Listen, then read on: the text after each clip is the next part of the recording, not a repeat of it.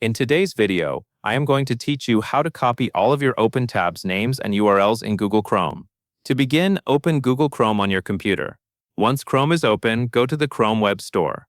In the search bar of the Chrome Web Store, look for a tab copying extension. Two examples are Copy Tab URLs and Umbrella.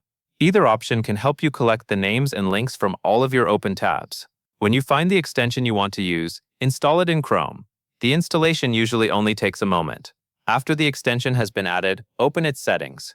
If this setting is not enabled, you may only copy the links and not the tab names. Once the settings are correct, go back to the top right corner of Chrome and click the extension icon. If you have several extensions installed, you may need to open the extensions menu first and then select the one you just added.